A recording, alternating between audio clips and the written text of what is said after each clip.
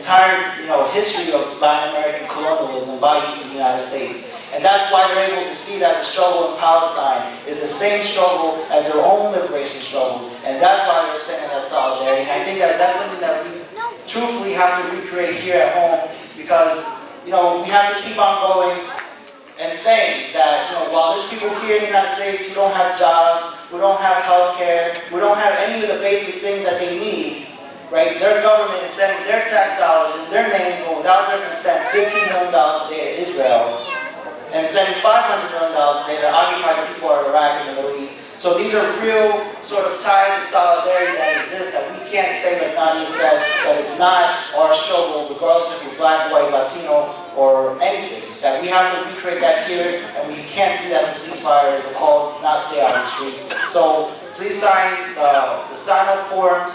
We're going to have a teach-in here in FAU on the 29th. We're going to have a teach-in in Orlando, and we're mobilizing for Washington, D.C. on March 21st, which is the 6th anniversary of the war, a march on the Pentagon. That 2 years ago we had a march on the Pentagon, and other than the Answer Coalition, no group has had a march on the Pentagon since the 60s. And I think that we really have to mobilize in the same sense that we mobilize people to Orlando, an entire campaign to mobilize people of Florida to march on the Pentagon, because that is the true center and the true power structure of where the war crimes and the U.S. backing of Israel really exists. And I think that if we mobilize truthfully, that's going to send another really strong message to the people of the world that the United States is not going to allow the government to speak in our name when it comes to issues like this.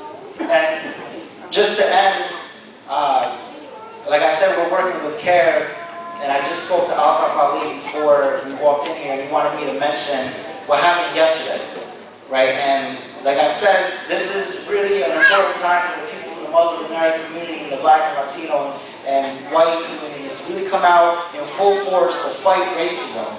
Because it's like any other thing, if you don't fight and hit racism, it's not going to fall.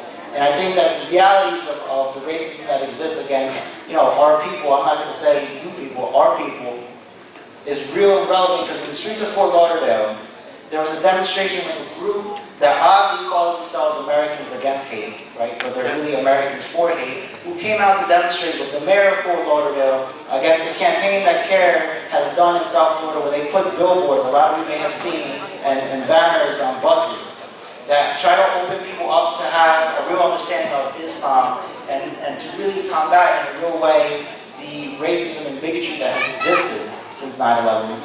And they came out with the mayor of Fort Lauderdale, and their chants, I think it's really important to think about their chants. They said, "CARE, get off the bus." And I think, in light of the fact that tomorrow is Martin Luther King Day, that sounds a lot like black man, get to the back of the bus. And I think that we have to say, like Rosa Parks, we're sick and tired of being sick and tired, and we're not going to get to the back of the bus, we're not going to get off the bus, but this is our community, and we deserve a seat at the front just like everybody else.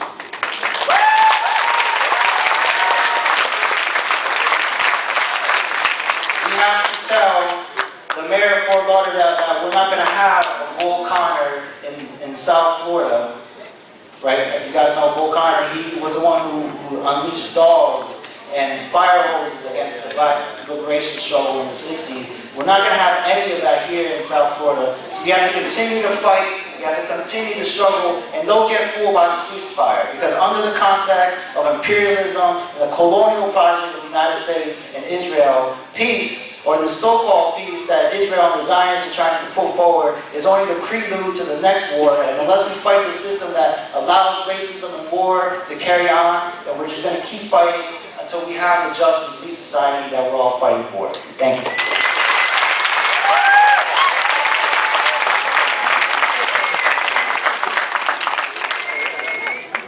Okay, let's hear it one more time for Emmanuel Lopez.